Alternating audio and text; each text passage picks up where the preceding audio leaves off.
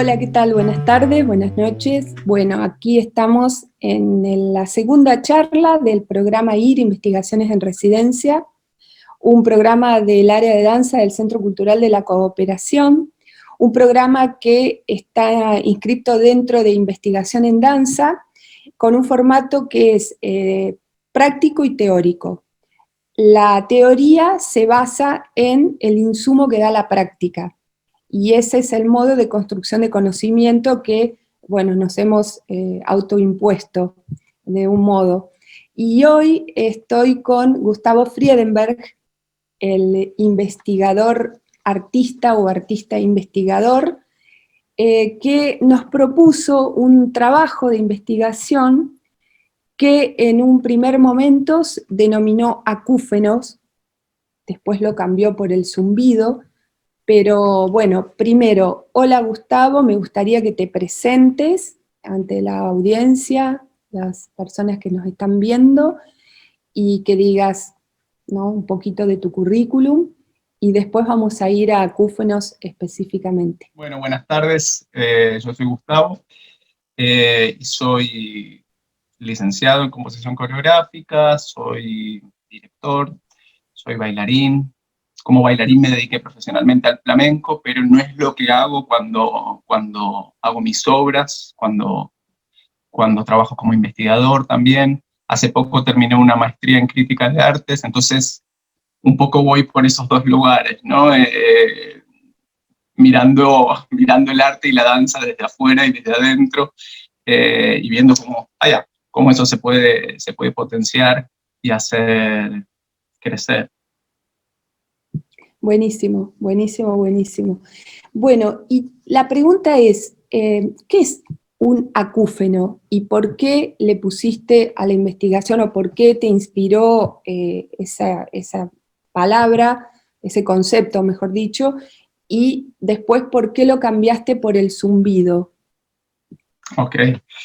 Bueno, los acúfenos son fenómenos auditivos que se manifiestan en general en forma de zumbidos o de pitidos, y que en realidad no tienen una causa concreta, ¿no? Aparecen así de repente, ni una, por supuesto, al no haber una causa y al no haber manifestaciones físicas concretas, no hay tampoco una cura.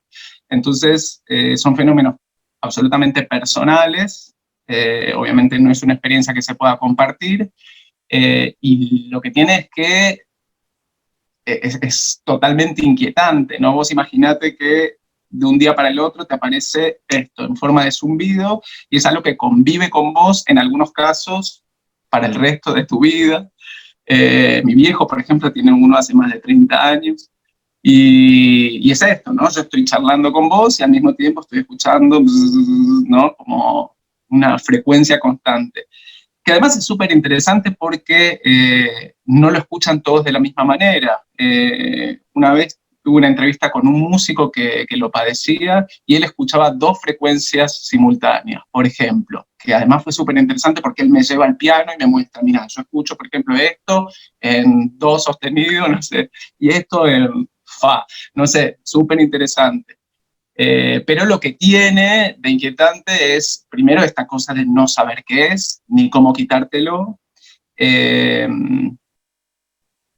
y por otro lado, eso representa un misterio y representa una cosa súper frustrante, también como un poco como las enfermedades psicosomáticas, ¿no? Que un poco el que no las padece le cuesta mucho empatizar con este que las sufre. Y además, bueno, lo que tiene el zumbido, es que el acúfeno, es que hay una cantidad de teorías de lo más disparatadas que te puedas imaginar, que intentan justificarlo, ¿no? O sea, tenés algunas que van desde la ciencia y desde la medicina, no sé, que te pueden decir que si trabajaste en alguna zona, no sé, con alta exposición al sonido, como, no sé, en un aeropuerto, o en una fábrica, o en una discoteca, qué sé yo. Pero la realidad es que después vas al otorrino y el otorrino no te encuentra absolutamente ningún deterioro en el oído. Y después, bueno, hay otros que lo explican como cuestiones más emocionales, ¿no? Como alguna cuestión del orden traumático, qué sé yo. Y después, bueno, tenés hasta la gente que dice que son mensajes intergalácticos o de los ángeles que solo lo escucha gente muy sensible. Bueno, las teorías son un montón y son totalmente divertidas. Y sin embargo, igual, si bien se puede definir como un zumbido, el cambio de la investigación, del nombre de la investigación, fue por otra cosa. Cuando yo empecé a indagar con toda esta temática del sonido, más allá del acúfeno, ¿no? Entrar a investigar en lo que es el sonido en sí mismo, encontré así como en la otra punta de estos fenómenos, uno que es de carácter colectivo, que son como escuchas colectivas, como si te dijera que vos ahora, no sé, vivís en Palermo y empezás a escuchar de la ventana algo que parece el motor de un avión, pero el motor de un avión hace, pasa y se va. Esto es una escucha que también en algunas ciudades permanece y la gente se termina mudando porque no lo soporta, lo escucha mucha gente, no lo escucha todo el mundo, o sea que también se vuelve un fenómeno súper misterioso, y a mí particularmente me interesó porque pone también, polariza esta cuestión del fenómeno colectivo con el que es absolutamente personal. Y entonces también el cambio del nombre de la investigación tuvo que ver con que, como vos bien sabés, mi proyecto de investigación siempre tuvo como fin crear una obra, y en algún momento entendimos que la obra se iba a llamar El Zumbido, entonces la investigación también mutó de acúfenos a El Zumbido. Claro. Bien, buenísima, buenísima la explicación, y ahí cierra con la última parte, linkea más con lo que hemos estado leyendo respecto a tu investigación, y vamos a hablar ahora a lo colectivo, al trabajo con, ¿no?, los cruces con el otro, con los otros. Bien, vos empezaste la investigación, digamos, antes de la pandemia. Vos tuviste la posibilidad de estar en el espacio con personas reales, ¿no?, de carne y hueso, digamos, sintiendo su respiración, su olor, su todo, su movimiento, percibiéndolo, y ahí nomás empezó lo que se denomina ASPO, y claramente, digamos, la cosa cambió. O sea, cambió, y me parece, y esto es una pregunta, que tuvo diferentes etapas de cambio.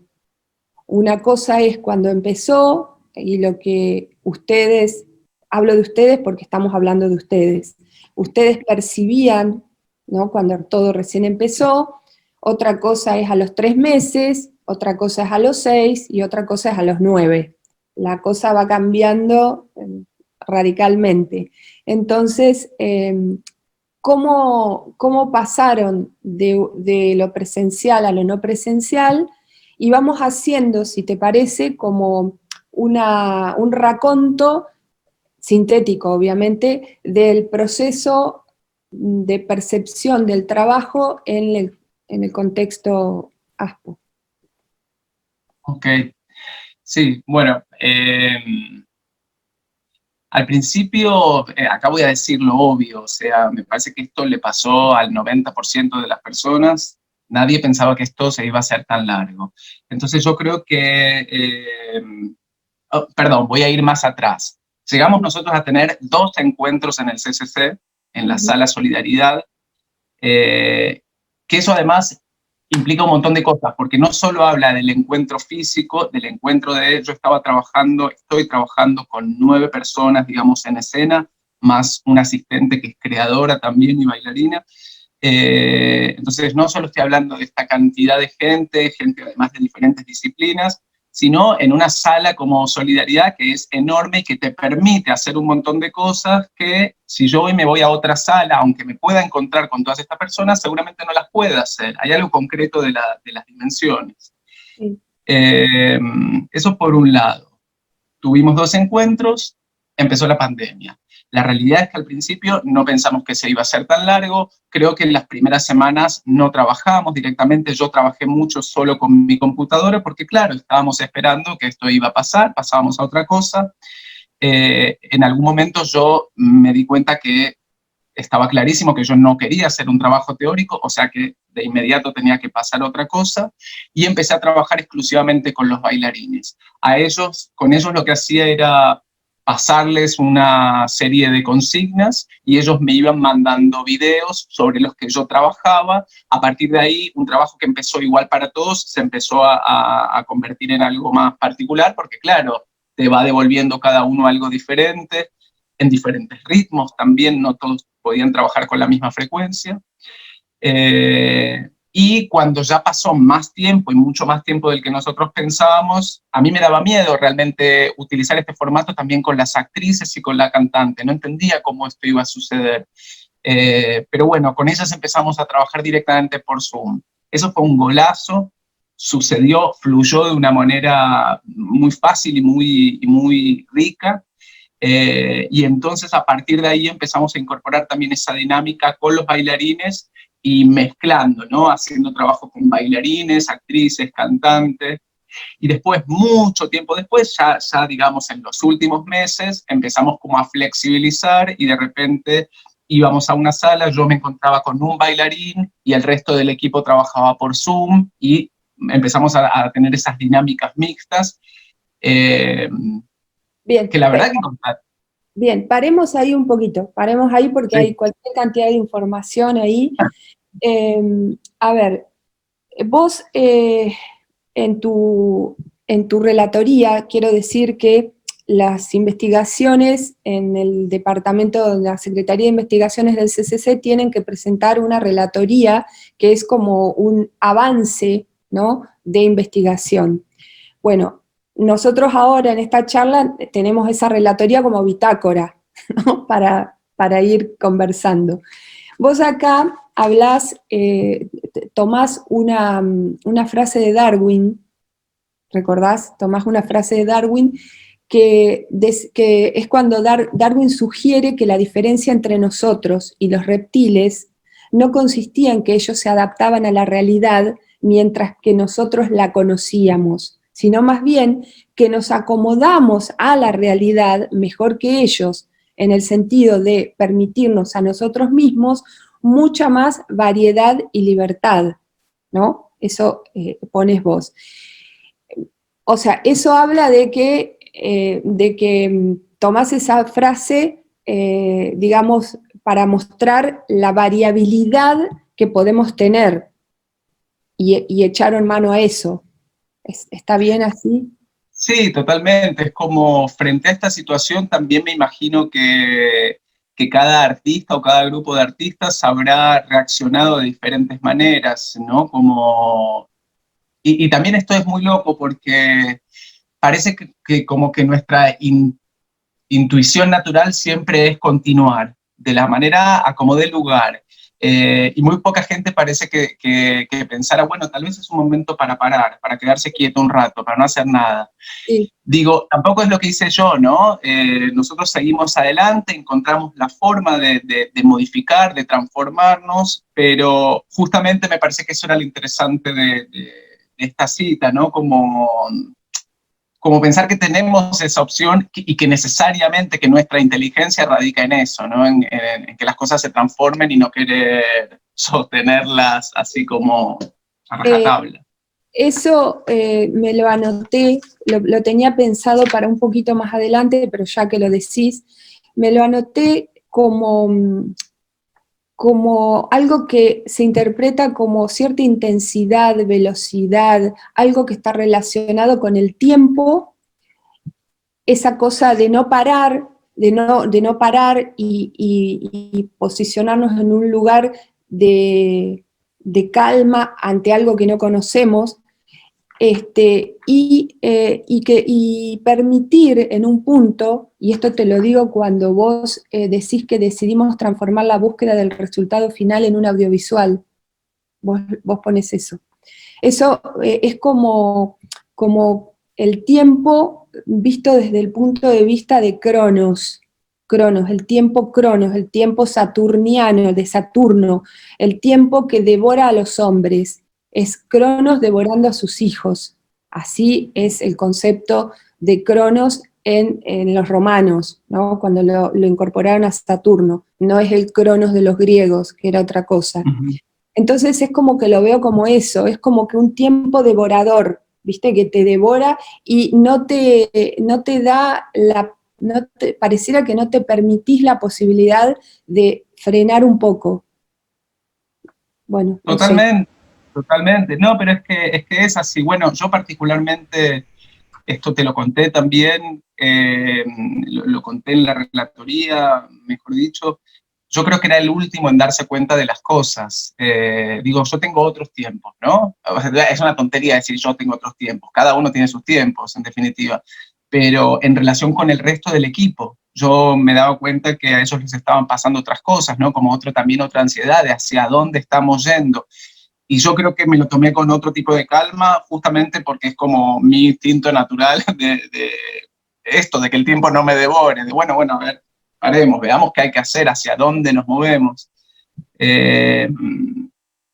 Pero es curioso, yo digo, también pienso en relación, más allá de mi investigación y de lo que nosotros estamos haciendo, lo que pasó este año en función de las redes sociales, de la circulación de información y de proyectos culturales, es como hubo como una saturación tal, y yo digo, ¿a qué responde eso?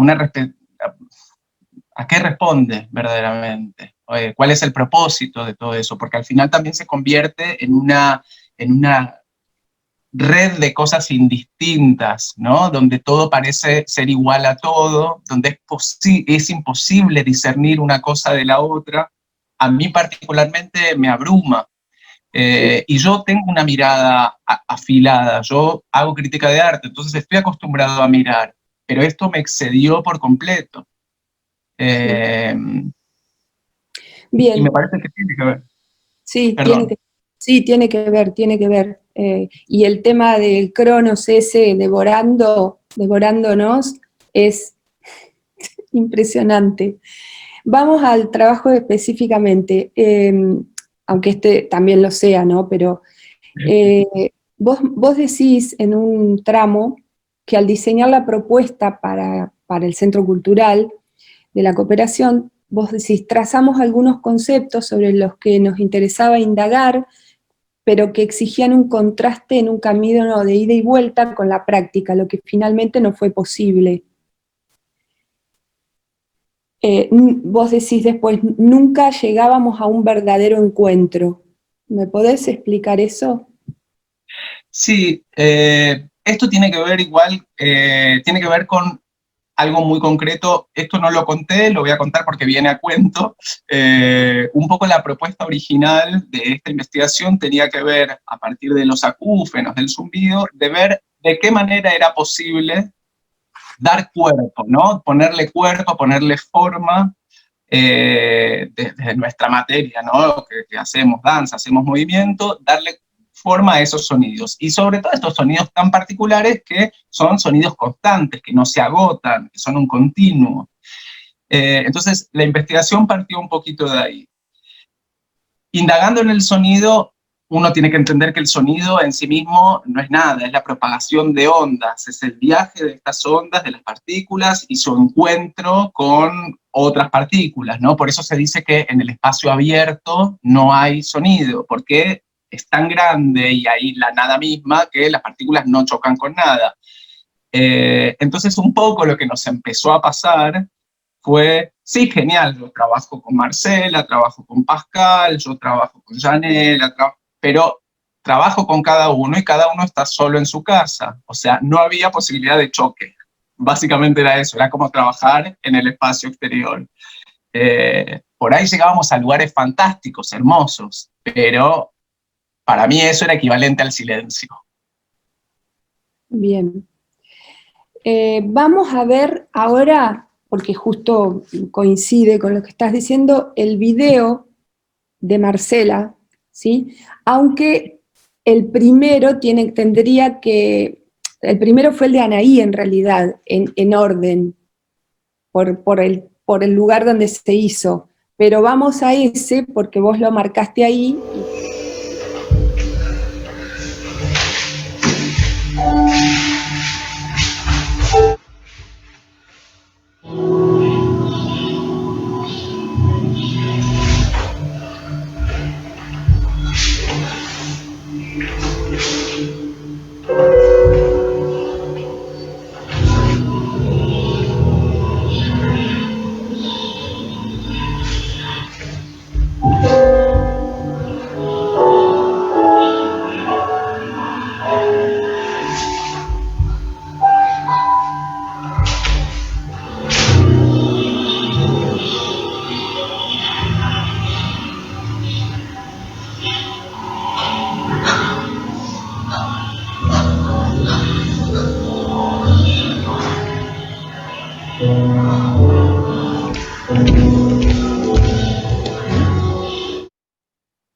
Bien, bien. Bueno, acá vos decís que hay algo que quedó desatendido, que fue la intención de hacer un trabajo colaborativo y horizontal entre todas las áreas y los lenguajes, que en los dos encuentros anteriores a esto que vimos, que fueron encuentros en la Sala Solidaridad del Centro Cultural, digamos que la aplicación de consignas de movimiento para esos intérpretes contribuía de una manera muy diferente a lo que pasó después cuando eso era muy difícil hacerlo. ¿Es así? Sí, concretamente lo que pasó es que en estos primeros encuentros, que además, imagínate que tenían ese espíritu de que uno tiene todo un año de trabajo por delante, ¿no? Es el primer encuentro de cuántos, de decenas. Entonces teníamos también como toda esa libertad de ponernos a jugar y a investigar y a probar cosas, y en ese sentido hicimos muchos laburos de búsqueda y de puesta en común. Eh, yo, como te dije antes, ¿viste? Estaba trabajando con gente que venía de áreas diferentes, hay bailarines, hay una cantante, hay actrices, y una de las cuestiones que probamos, por ejemplo, fue tirar consignas que tenían que ver exclusivamente con el movimiento, pero proponérselas a todos por igual. De hecho, esos primeros ensayos eran con todos, no eran ensayos, no eran encuentros individuales, digamos. Estaban todos juntos en un espacio común. Y para mí eso fue muy, muy interesante, porque creo que la sorpresa más grande fue ver qué pasaba justamente con la cantante y qué pasaba con las actrices. Y de repente Mariela, que es una de nuestras actrices, que es una bomba, es una... Nada, bueno, son todos intérpretes que yo admiro mucho, por supuesto, ¿no? Por eso los convoqué. Pero a mí me pareció súper interesante ver cómo empezaba a construir un personaje a partir de una pauta física completamente, a partir de una vibración, que por supuesto cada uno después hizo un viaje por otro lado y todos fueron interesantes, pero la verdad que eso a mí no me dejó de sorprender. Y ese tipo de trabajos quedaron un poco relegados, eso después no se pudo hacer en forma remota y virtual. Bueno, vamos a ver el video de Anaí, que fue en el encuentro presencial. A ver qué pasa con ese encuentro. Y también... Bueno, igual sí. te cuento un poco, esto fue después de un encuentro, o sea, yo lo terminé el encuentro antes y la dejé a ella solita, y empezamos a trabajar con este bastón, que era una idea que yo tenía para ella en particular, porque también un poco lo que queríamos construir era diferentes caracteres de sonido, ¿no? Como si cada sonido tuviese una particularidad y en ese sentido un cuerpo diferente, y en el caso particular de Anaí iba a trabajar siempre con elementos. Este tipo de trabajo que hicimos con ella, por ejemplo, imposible hacerlo en otro lugar. O sea, ella tiene su propia sala, por ejemplo, pero la posibilidad de revolear un bastón por el aire, de moverse en el espacio, no la tenés. Entonces, de verdad en ese sentido hay un montón de cosas que, si bien seguimos trabajando, seguimos buscando, pero un poco ese trabajo más fuerte que nos ilusionaba hacer quedó un poquito en esos encuentros. Lo siguiente, de hecho, algo que hablamos con Ana hace poco fue de encontrarnos a trabajar ahora en un parque, Claro. para poder seguir indagando en eso, porque si no, no hay manera. Bien. Acá vos decís algo que a mí me encantaría que lo amplíes un poquito. Lo voy a leer tal cual como vos lo exponés. Vos decís, en virtud de nuestro tema y lo recogido en nuestro proceso, vale decir que crear está mucho más cerca de escuchar y componer, de escuchar y componer a partir de lo que se encuentra, que de aferrarse a algo que se busca. Ponelo, amplialo, a ver. Sí, no sé igual cuánto se puede ampliar. Para mí básicamente es eso, es como, tiene que ver un poco con todo lo que venimos hablando, ¿no? Uno se propone una línea de investigación, se propone un tema, pero la verdad es que cuando empezás a trabajar, si hay un verdadero compromiso, si hay un amor por lo que estás haciendo, y un compromiso de todos sobre todo, ¿no? Si tenés ahí un cuerpo de intérpretes que de verdad se suben al hombro la investigación y el proyecto como algo propio, claro, te empiezan a devolver un montón de cosas que son muy diferentes a las que vos te imaginaste. Claro. Y eso es fascinante. Entonces también para mí componer tiene que ver con saber soltar.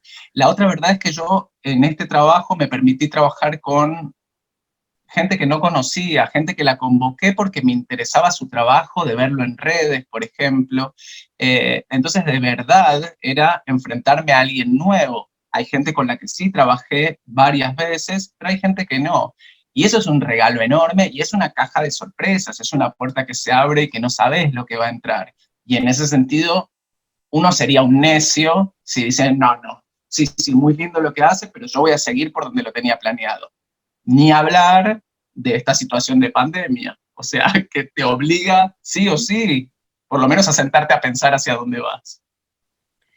Bien, en junio, en el mes de junio, ya con la pandemia ultra mega instalada, ustedes empezaron a trabajar por Zoom con las actrices, con la cantante y supongo que con los demás, o sea, en interacción. ¿Eso cambió? O sea, eso fue, no sé, ¿hacia dónde fue? ¿Hacia dónde fue ese trabajo? Oh, eso fue un regalazo. O sea, eso fue un regalazo, porque tiene que ver un poco con lo que te decía, o sea, eh, vos pensás que todo es imposible, o sea, pensás que todo lo que tenías idea de hacer no lo podés hacer. Y cuando te encontrás con las posibilidades que te ofrece la tecnología, pero más allá de la tecnología, como, no sé, cuando descubrí que es posible, que hay un camino totalmente diferente también, porque es transformador. O sea, esto que vos mencionabas antes de, bueno, de que finalmente decidimos transformar este proyecto de obra en un audiovisual, tiene que ver también con lo que empezó a pasar en esos encuentros. Lógicamente, las actrices empezaron a trabajar en función de la cámara. La cámara te permite este primer plano que en un teatro no lo vas a tener nunca y que se vuelve súper interesante también. O además esta posibilidad de ver a las actrices trabajando en función de lo que le está proponiendo el bailarín también, y el bailarín trabajando en función de lo que empieza a suceder con ellas. Era fascinante. Y además este tercer plano de la cantante, de alguien que iba intuitivamente generando sí, una base sonora, más allá de diferentes estímulos sonoros con los que yo podía animarme a jugar, lo que también suponía un riesgo, porque también la otra verdad, y todo el mundo lo sabe, trabajar por Zoom o estas plataformas donde la voz se corta, si yo hablo encima tuyo, se produce como un desfasaje. Sin embargo, eso empezó a producir una estética propia, ¿no? Como incluso a convertirse en una dramaturgia posible. Eh, Ahora ¿Podemos, estamos en un punto que no sé si eso se va a conservar así tal cual, pero algo de eso fue modificador y revelador. claro, ¿podemos ver el video? A ver dónde está. No le lleves el apunte. Un acúfeno, un acúfeno, un acúfeno, un acúfeno, mami, no le lleves el apunte, mamu, no te preocupes, Dios, esta mediquita, otorrina, otorrina, otorrina. Ay, con su sonrisa suficiente, incapaz de decir no sé, Julia, no sé, no puede ser, no sé qué es esto que le pasa, no sé, Julia, por qué oye música como si viniera de afuera, no sé si usted está enferma o está lúcida, no sé si hay otros planetas, hay vida en otros planetas, no sé si hay vida después de la muerte. ¿Sabe una cosa, señora? ¡No lo sé! No sé lo que me pasa. Ay, nadie comprende lo que sufro yo. Nadie.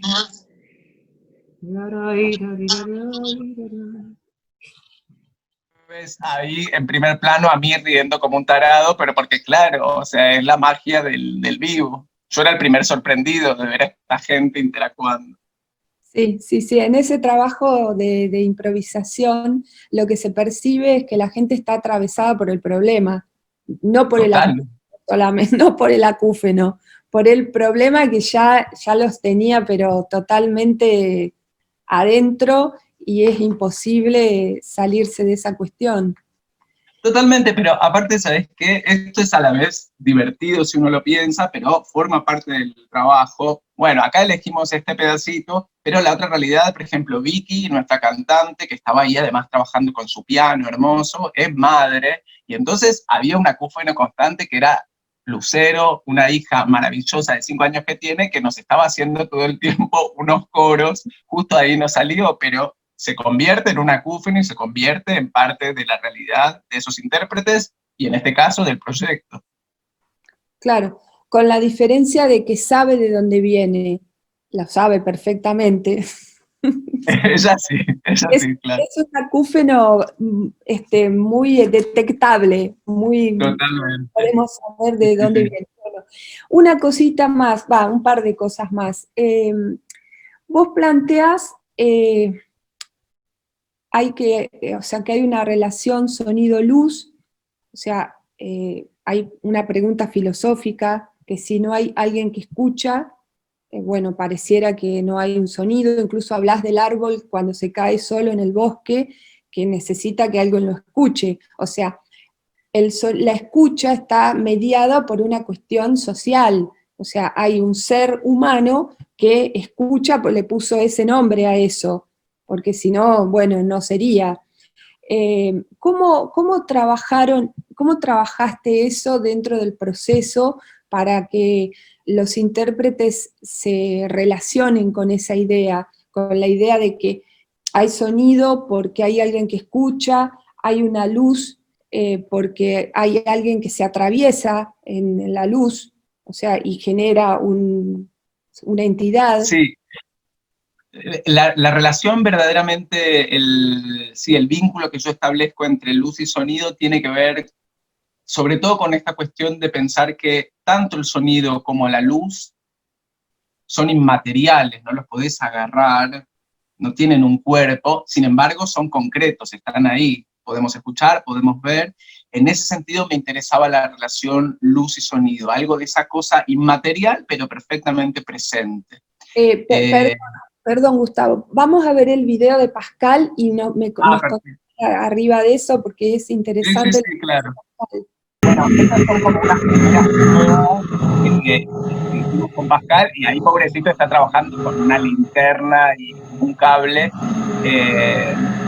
Después, por suerte, pudimos crear un dispositivo más interesante. Pero son unas pruebas iniciales que tienen que ver no solo con el trabajo de la luz y con cómo modifica la luz el ambiente también, que en este caso, como no había oscuridad total, no se ve, no se llega a ver, pero tenía que ver con eso, y a la vez que eso no interfiera, o ver de qué manera esa interferencia se convierte en parte del movimiento, sobre todo porque Pascal además es un bailarín que es súper acrobático, y a mí ese tipo de trabajo me interesaba en él.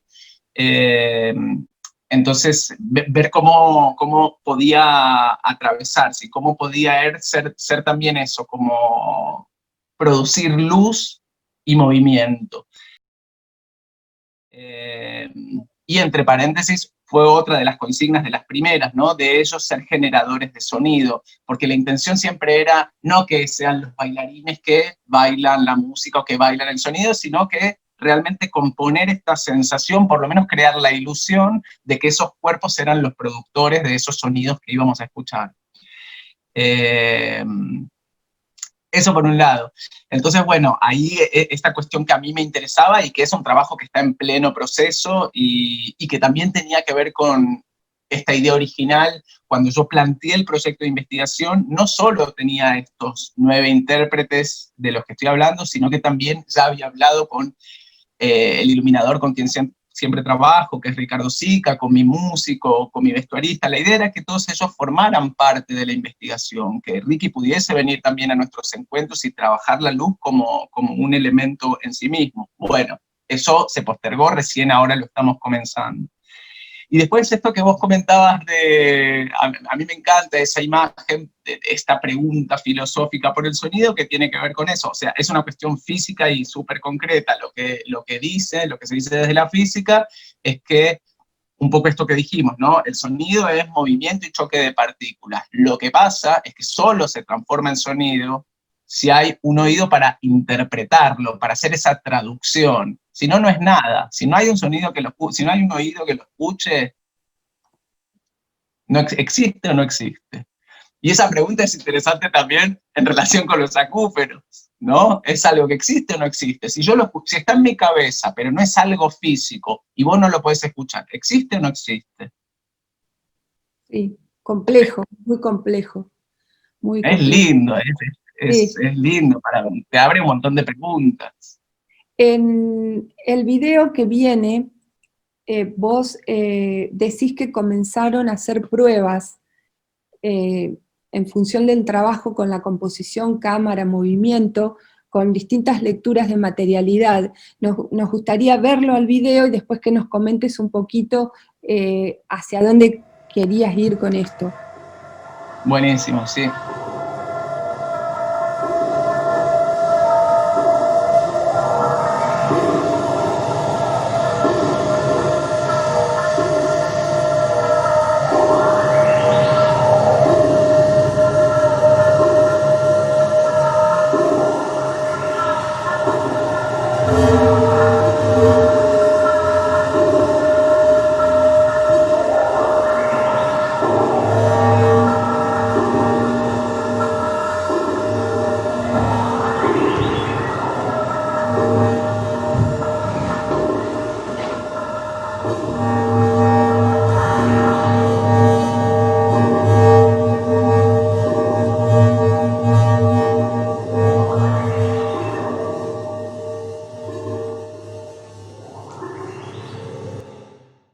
Contaba que en este video no se ve porque, bueno, este video es de un ensayo en particular, de un encuentro, y entonces trabajamos con esta tela que tenía esta transparencia, pero después empezamos a hacer pruebas con otro tipo de materiales, con telas opacas, y también en función del trabajo de la cámara, porque, bueno, a partir de tomar la decisión de hacer un audiovisual, el audiovisual no es el registro de nuestro proyecto, es que se meta y que transforme completamente lo que estamos haciendo.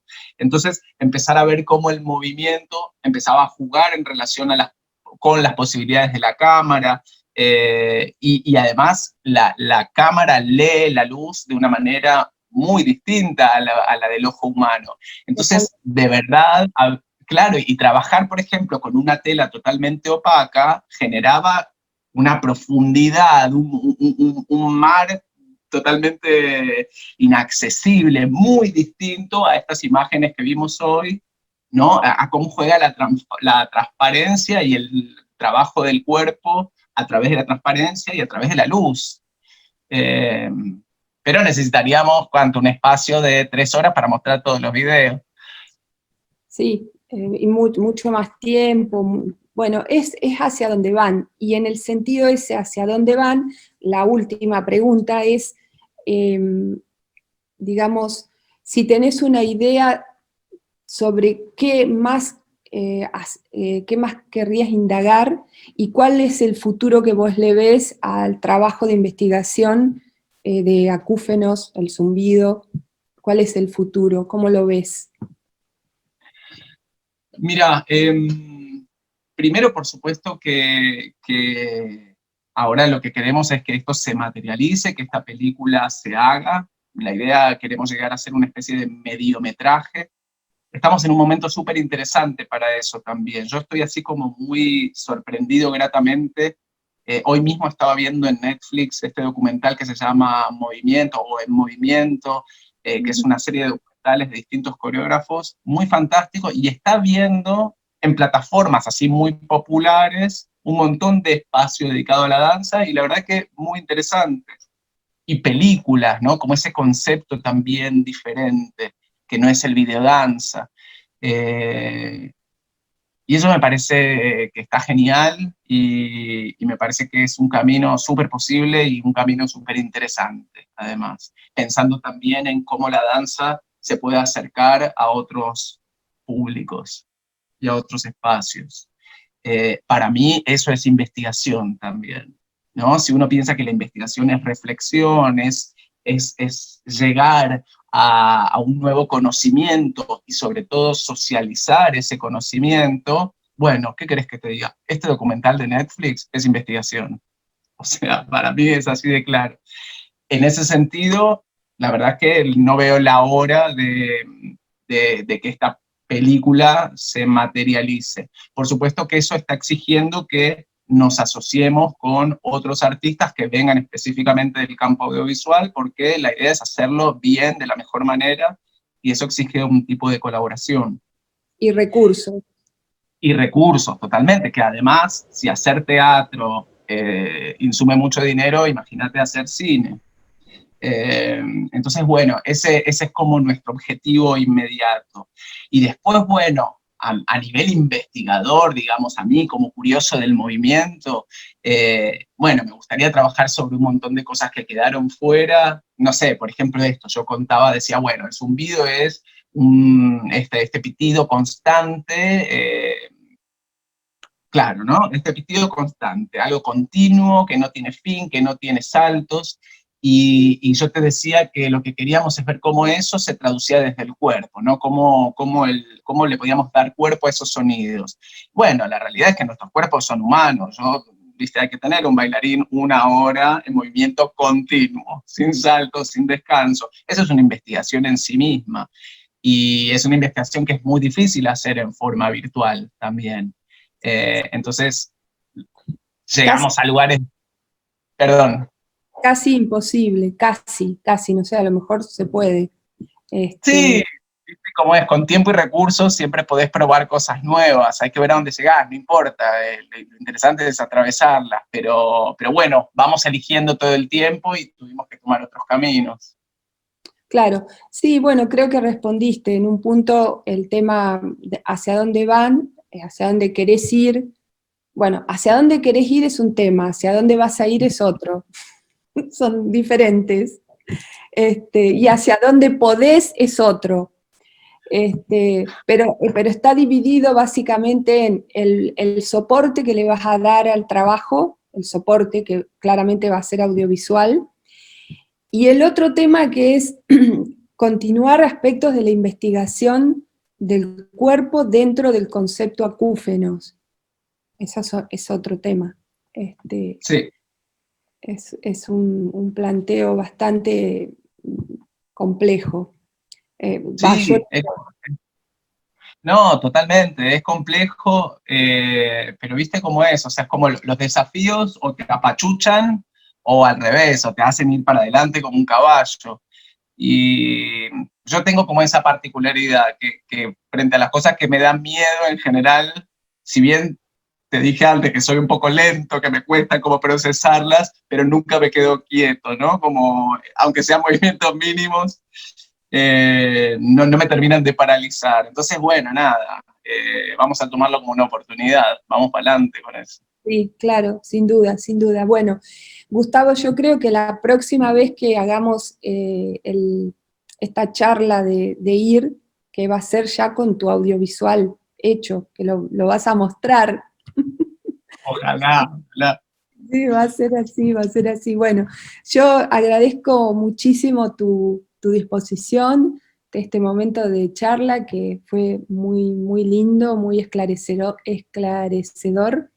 Y bueno, a seguir trabajando, a seguir poniéndole el cuerpo, la idea y los recursos que se puedan para hacer lo que se pueda hacer, eso sin duda. Así que muchísimas gracias, Gustavo. Totalmente, bueno. Y a todos. Perdón. No, y a todos A todo tus el equipo. intérpretes, por supuesto, a Sí, todo el sí. equipo, a todo el equipo. Totalmente. Yo también les quiero agradecer a ellos, que son unas máquinas, la verdad que me siento muy afortunado, y por supuesto agradecerte a vos y al CCC, pero no lo quiero hacer como una formalidad, sí, te agradezco, o sea, ojalá todo el mundo supiera el laburo que vos haces adentro de esa institución y fuera de esa institución. De verdad, gracias. Si no lo sabe todo el mundo, yo lo sé y lo cuento.